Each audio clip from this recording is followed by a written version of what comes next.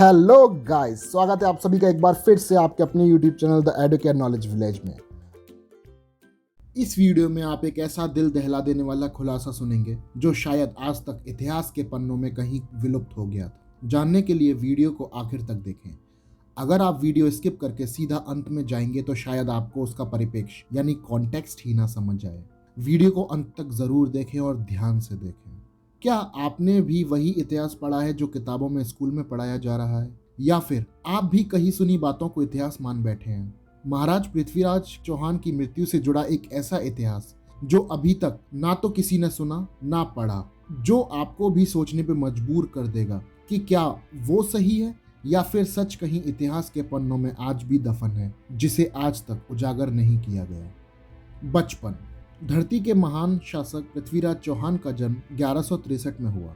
पृथ्वीराज अजमेर के महाराजा सोमेश्वर और कपूरी देवी की संतान थे। पृथ्वीराज का जन्म उनके माता पिता के विवाह के 12 वर्षों के पश्चात हुआ। यह राज्य में खलबली का कारण बन गया और राज्य में उनकी मृत्यु को लेकर जन्म समय से ही षड्यंत्र रचे जाने लगे, परंतु वे बचते चले गए। परंतु मात्र 11 वर्ष की आयु में पृथ्वीराज के सिर से पिता का साया उठ गया था। उसके बाद भी उन्होंने अपने दायित्व को अच्छी तरह से निभाया और लगातार अन्य राजाओं को पराजित कर अपने राज्य का विस्तार करते गए।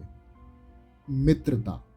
पृथ्वीराज के बचपन के मित्र चंदबरदाई उनके लिए किसी भाई से कम नहीं थे।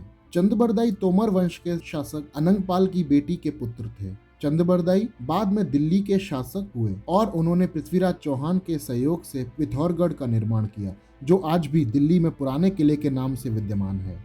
पृथ्वीराज चौहान का दिल्ली पर उत्तराधिकार। अजमेर की महारानी कपूरी देवी अपने पिता अंगपाल की इकलौती संतान थी, इसलिए उनके सामने सबसे बड़ी समस्या यह थी कि उनकी मृत्यु के पश्चात उनका शासन कौन संभालेगा। उन्होंने अपनी पुत्री और दामाद के सामने अपने दोहित्र को अपना उत्तराधिकारी बनाने की इच्छा प्रकट की। दोनों की सहमति के पश्चात युवराज पृथ्वीराज को अपना उत्तराधिकारी घोषित किया।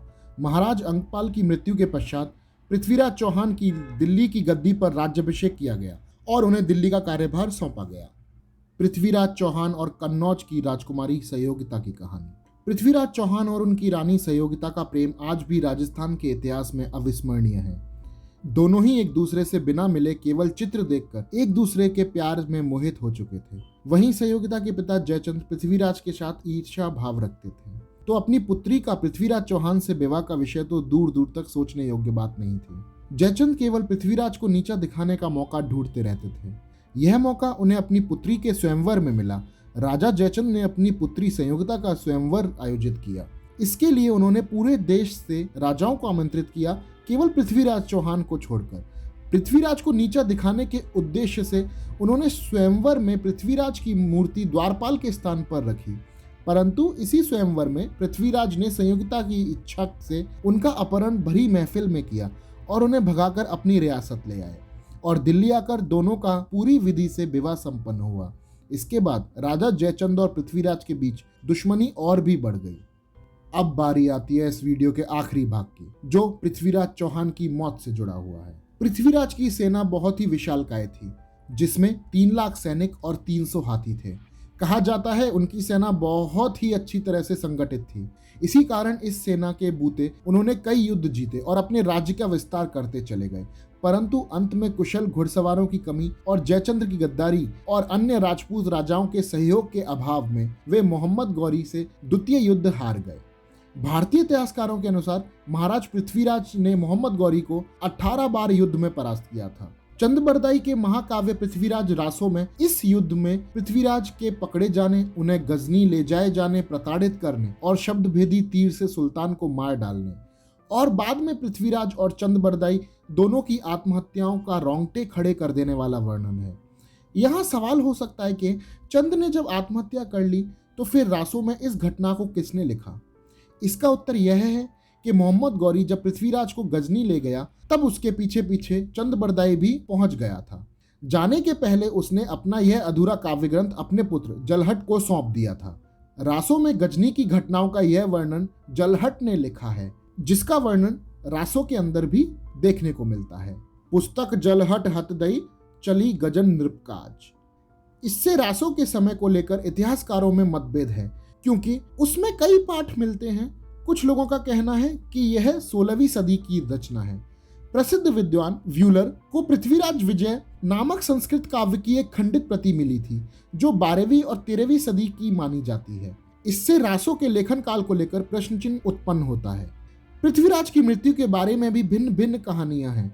रासों के अनुसार चंदबरदाई ने मोहम्मद गौरी को पृथ्वीराज का शब्दभेदी कौशल देखने के लिए मनाया था। कहते हैं गौरी ने पृथ्वीराज की आंखें गर्म सलाखों से फोड़ दी थी, इसलिए वह आश्वस्त था और एक नेत्रहीन का कौशल देखने के लिए तैयार हो गया। इसी दौरान चंद का यह छंद प्रसिद्ध है। 4 बांस 24 गज अंगुल अष्ट प्रमाण, ता ऊपर सुल्तान है मत चूके चौहान। कहानी कहती है कि इसके बाद पृथ्वीराज ने तीर से गौरी को मार गिराया। यह घटना कुछ अनैतिहासिक बन गई है क्योंकि वह मोहम्मद गौरी की मौत की तारीख से मेल नहीं खाती। इतिहास कहता है कि मोहम्मद गौरी की मौत 15 मार्च 1206 को हुई। उसे जाटों की खोखर नामक जमात ने झेलम के तीर पर मार डाला। उसकी कब्र भी वहां है। फिर गजनी में किसकी कब्र है?